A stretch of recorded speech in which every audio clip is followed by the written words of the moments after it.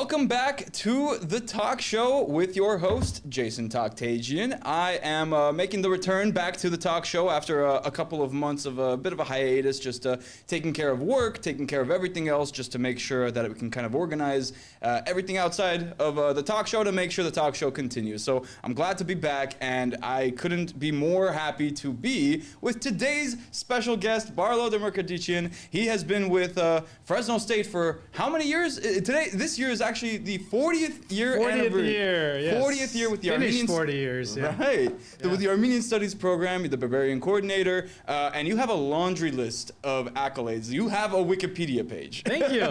and you know, it's just such an honor to have you come to the show and to be able to just talk to you, learn a little bit more about you. I know that we've had conversations before off camera. We've done a story for the station before when it comes to the Armenian Studies program and what they were doing for April 15th, and that set up. But now this is a little bit more of a casual conversation, chatting, learning a little bit about you. I know a lot of people in Fresno know you or were your students, so they know about who you are. So this is a good opportunity, I think, for folks to, hear from you and just, have a nice little conversation with you. So first and foremost, how are you doing today, man? Good. Thank you. Thank you for inviting me. I've been doing well. Hope you are as well. Thank you so much. I'm doing good, and we're continuing to trudge along in Fresno, California when it comes to reporting. Especially right now, I'm Wednesday through Sunday, so night side as well. So I'm on the evenings. I'm on the night 7 o'clock shows sometimes, 11 o'clock shows every night. It's been a challenge, but a good challenge, because I've been embracing challenges as much as I can, and I think that's key when it comes to learning. And I guess that's a nice little transition when it comes to learning and education to you, because I want to talk to you about your upbringing. You were born here in Fresno to Armenian parents, and kind of talk to me about when it came to you growing up and you deciding what you want to pursue in your career. What was it that you initially pursued? Yeah, well, so I went to local Fresno schools. I graduated from Roosevelt High School, and then I went to Fresno State. And the first idea I had was to be a biology major, which actually was. My BA is in biology and chemistry. And I think I was thinking of becoming a medical doctor probably at that time. Yeah. But it so happened that time, right in the middle of my education, I decided to go to Armenia for the first time in 1978. Okay. So I went to Armenia with a group of the Armenian Church Youth Organization. We spent a month in Armenia in 1978. And then when I came back, I was involved in Armenian things, but I saw that there was a class being offered at Fresno State in Armenian Studies. So I took that class, and that kind of got my interest going and eventually took me into the field. Wow. What's like a memory that stands out to you for that first trip to Armenia back in the 70s? Well, that was the time when it was still the Soviet Union, so that was really interesting. And we had the opportunity to be there for almost 30 days, and we were able to travel pretty much throughout the country. In the morning, we would have classes. In lunch, we would go to Holy Etchmiadzin and have lunch at Holy Etchmiadzin every day. Beautiful. And then in the afternoons would be our outings. I got to meet His Holiness Vasken I, who was Catholicos for over 40 years. I visited so many places, and since then it's been really interesting because I've got kind of a baseline of what Armenia looked like, and then now how it's changed, of course, since independence, and then now in the 30 years since it's become independent. I mean, I'm sure it's like comparing apples to potatoes when you're talking about Armenia back in Soviet rule compared to what we see today, right? Yeah, I think I mean, a lot of the buildings actually are pretty similar still. I mean, I would say the Tufa stone look is pretty much there, but in terms of the activities and just the stores and the business and all of that, it's changed quite a bit. It's changed quite a bit. What was the one location in Armenia that really stood out to you? Because I went to Armenia for the first time in my life last year, and for me, Dilijan really stood out because you always hear, Armenia's mountains and Dilijan, it's beautiful. And for me, living in California, we have the Sierra Mountains here. You have Yosemite. You're like, oh, we have mountains here too. But going over there and just the lusciousness of the greenery, I'll never forget it. I'll never forget, just how cute the towns were and how quaint everything was. But that's why I want to ask you, just to see, was there anything that stood out to you like that? Oh, I mean, there was multiple places. I mean, again, I think the visit to Holy Etchmiadzin was special. Visit to Khorvirap and the place where St. Gregory had descended into the pit. That's right. And then just, Garni, Gerhard, I mean, the traditional kind of places that people visit, but coming for the first time and seeing those places. And then some of the museums were really interesting, fascinating.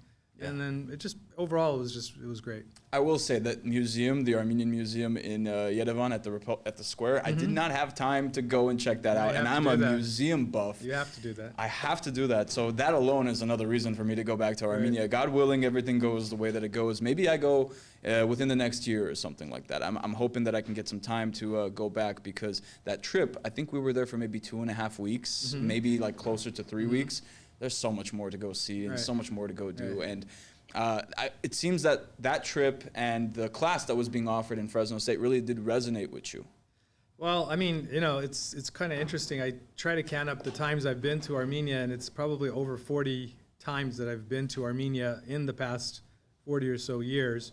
And it started out really in 1988 when I took my first group from Fresno State, and that was still Armenia and the Soviet Union. But when we got to Armenia in June of 1988, it was the beginning of the Karabakh movement. So we saw hundreds of thousands of people demonstrating in the streets. We were able to participate in that. Right after that was the earthquake in Gyumri in the northern part of Armenia. And so in 1989 summer, I went with a group of farmers from Fresno to kind of see what was happening there and to organize some aid for Armenia. Yeah. And just from that point on, it's been visiting with students or on my own with friends, just always with the project in mind.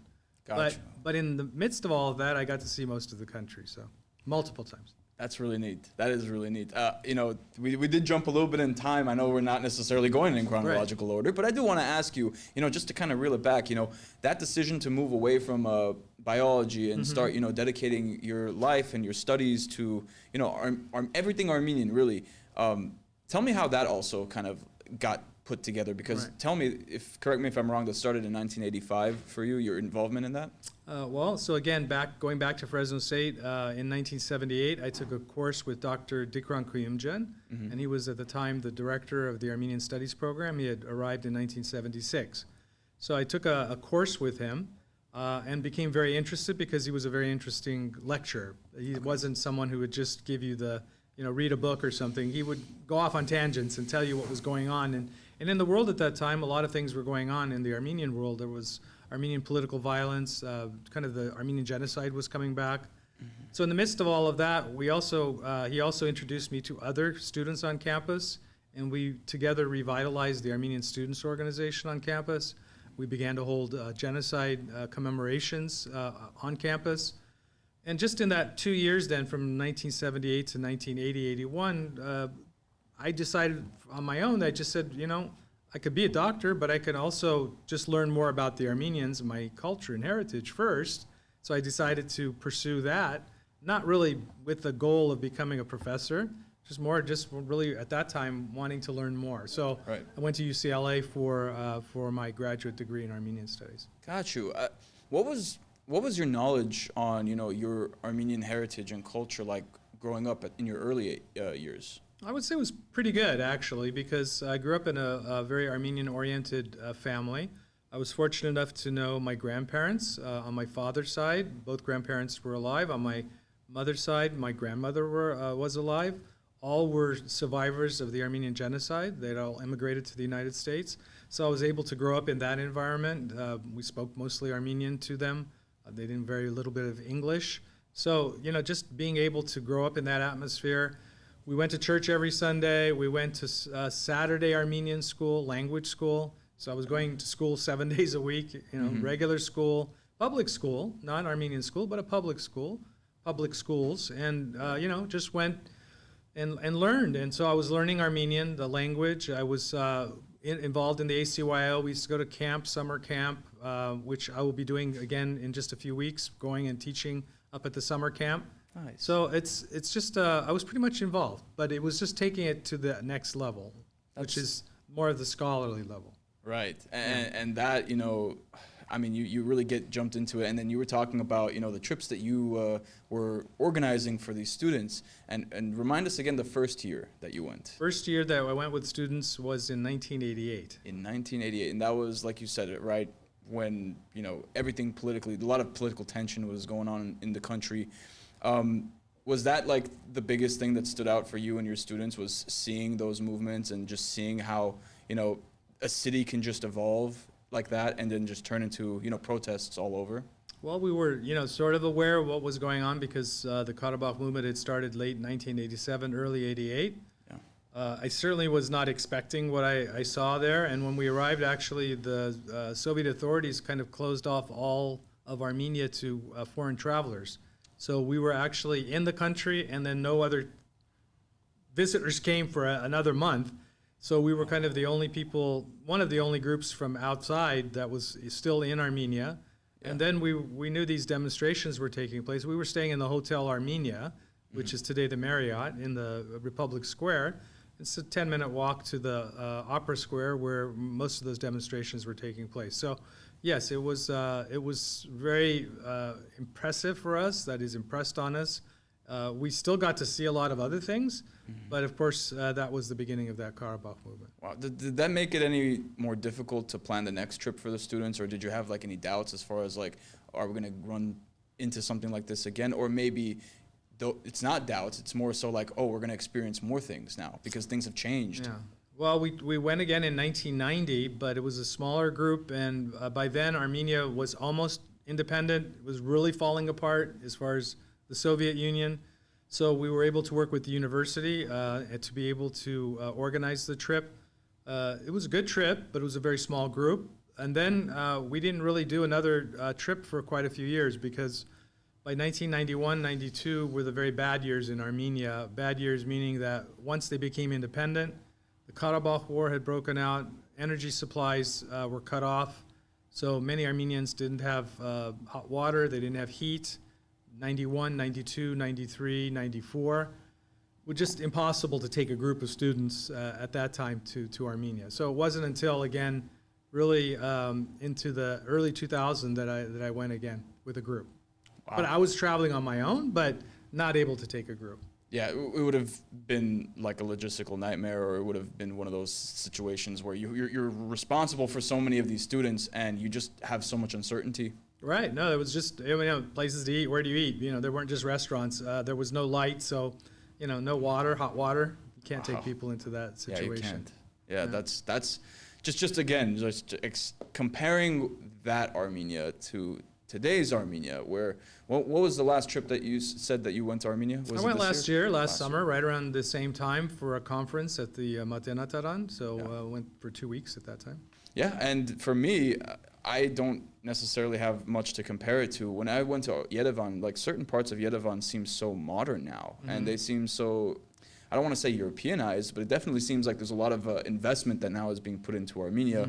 And I think at the base level, that's a good thing. It does seem like it's garnering and attracting more people to the city, which ultimately you want to grow a population, and with that comes more money, more funds to be able to continue to grow.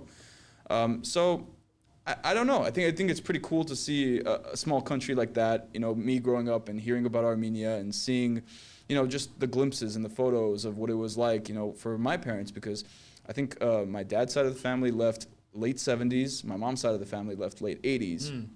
And they had just left right after the earthquake. And they were both families lived in Gyumri.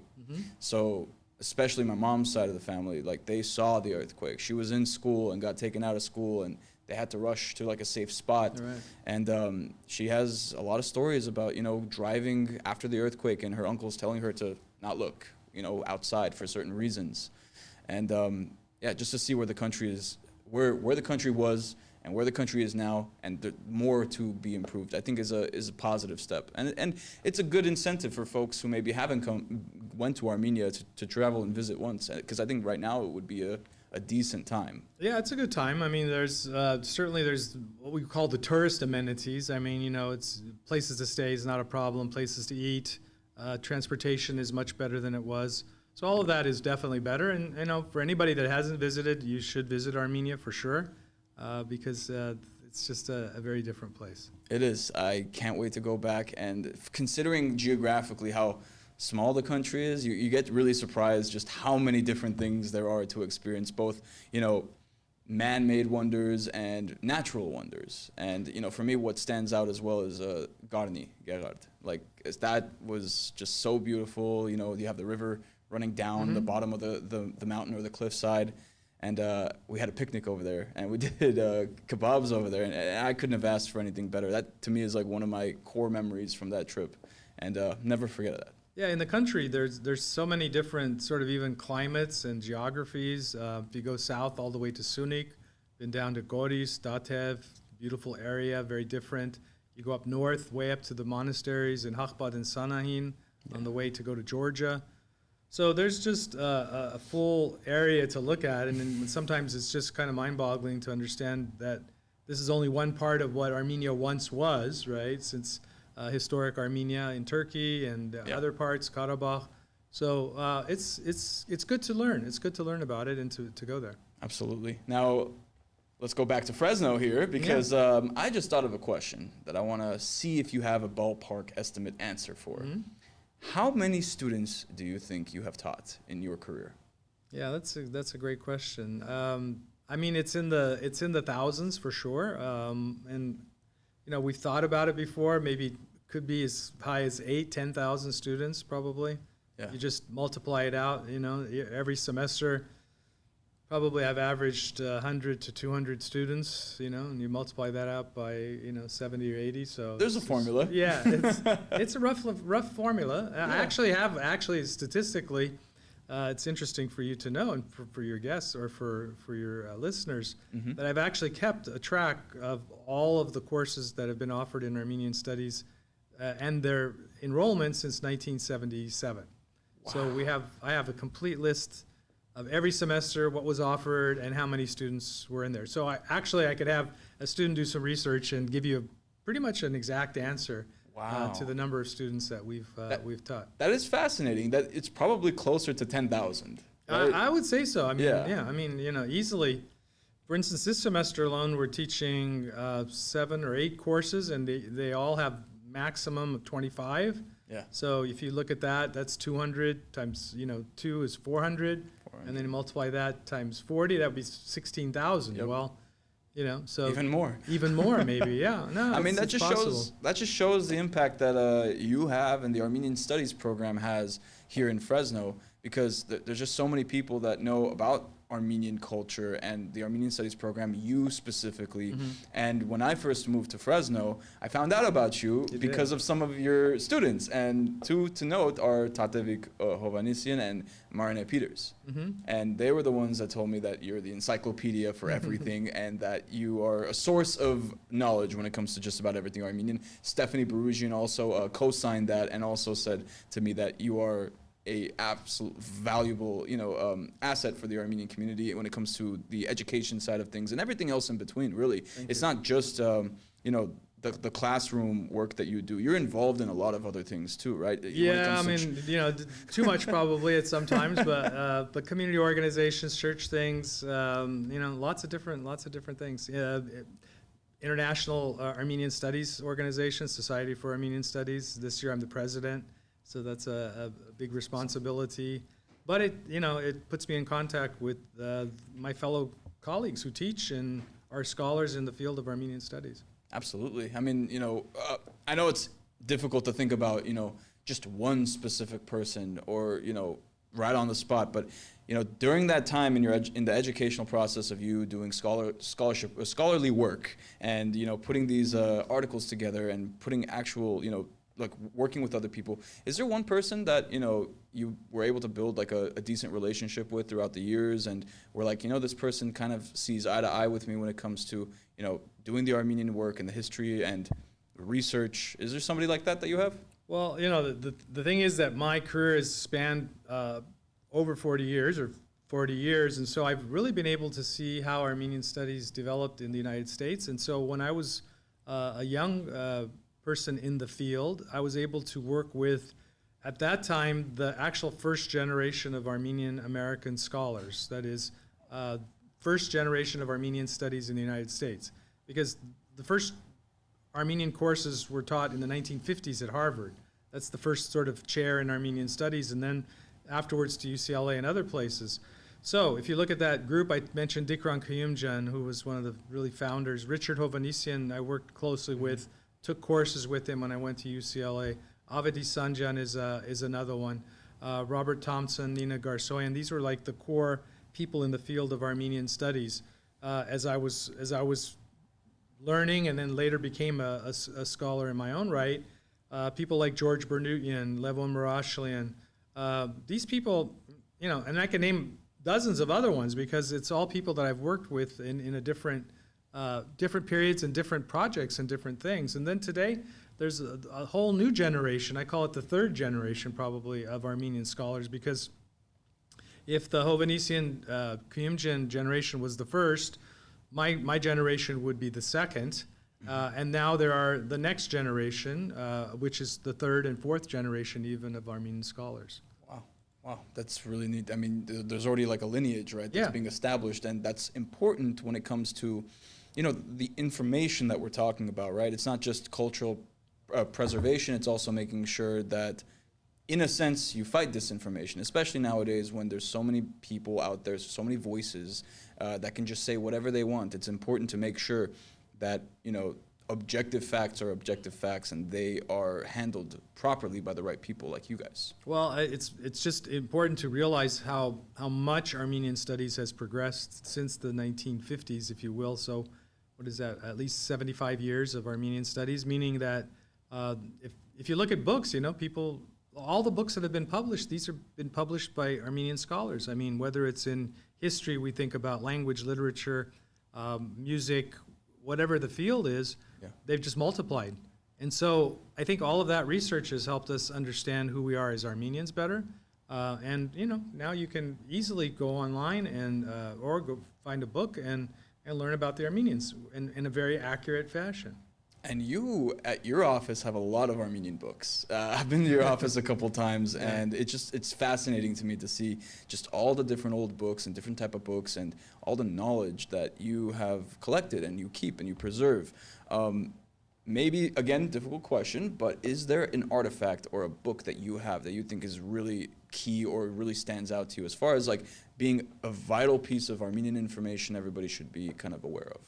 Well, I mean, we have a collection of Armenian books in the Armenian Studies Program library, which is in our office space. We also have Armenian books at the main library, which is the university library. There are, again, just quite a few different things. We have a manuscript from the 18th century, which is of great interest. But we have actually quite a few old newspapers, periodicals, books that are rare and difficult to find, which means that, yeah, there may be a few copies out there, but not a lot. So it means that if someone is interested in doing research in a very narrow area, that we probably would have some of that material for that person to be able to do the research. So I think we have a very good, strong collection. I think you do too. And I'd be remiss if I didn't mention this.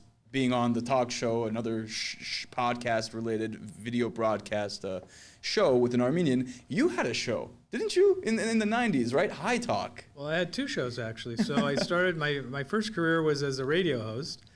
So it started because the campus radio station had a class in which they produced radio shows. And so I was asked to develop one, and then I worked on the campus, in the campus studio, and it was called High Talk. So I was producing, actually it started with TV. So High Talk was first a TV show that I did. And then I was asked by the Armenian, by the radio station, campus radio station, KFSR, we had an Armenian show by students on Saturday mornings, but I was asked to host a 1-hour program, and I did that. But this was different because what I did was to play traditional Armenian music, more classical and traditional rather than modern. Okay. And I also included interviews with guests. So I would have about a 15-minute, 20-minute interview surrounded with music, news, etc. So that was my second effort. Then the third effort was once again back to TV, again, where I did High Talk again. And then I did radio, which I did over with a local radio station, which during COVID, actually, for about 2.5 years, I recorded over 100 interviews with all different types of people involved in the Armenian community from all over the world. Wow. It's really a good base of knowledge if someone is interested. It's hosted on SoundCloud, Yeah. and it is called High Talk, excuse me, it's called All Things Armenian. So my radio show was called All Things Armenian. The TV show was called High Talk. So I've had both radio and TV. That is so fascinating. Like the more we're gonna talk, the more we're gonna find more information about you. As far as what have you done in the past? Oh, by the way, you know, I was a broadcaster.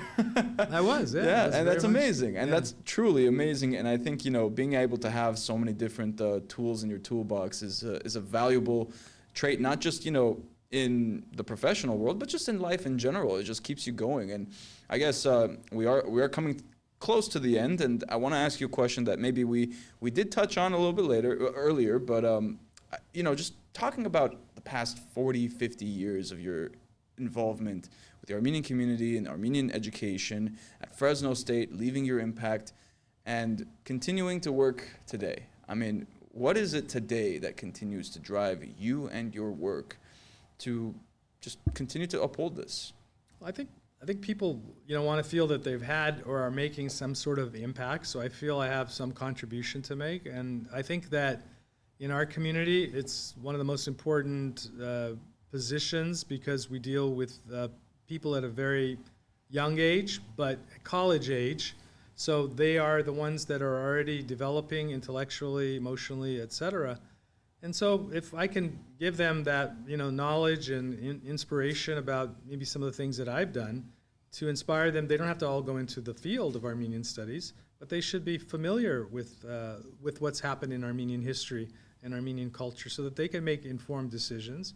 Many of the people today and probably our local cultural or church institutions were my students, so I feel that I've had an impact. And I think that's what kind of keeps me going, is that I feel that I still have something to contribute, and I think I'll continue as long as I feel that I can do that, and I think that's an important part of it. Awesome. That is awesome. One last question to leave you off on. The summer months are almost over, and that means a new semester is coming up in Fresno State. What are you looking forward to most? Yeah, we're going to be starting on August 20th is the first day of classes of the fall semester for Fresno State. So by the end of the summer, I'm kind of looking forward to getting back in the classroom. I always enjoy being in the classroom. I'll be teaching an Armenian history and art course. And then we'll be having our outreach, which is our lecture series. We're going to have some movies. We have a big conference scheduled in October. Just a lot of things coming up, just a lot of new things. A new book will be published in our Armenian series. So that will be coming out in probably late August. And I have another one that's going to be coming out a little bit after that. So lots of things always to look forward to. Awesome. Well, it was a pleasure to have you on the show. I hope I can have you on the show in the future. Barlow, thank you so much for joining me, and hope to see you soon. Thank you, Jason.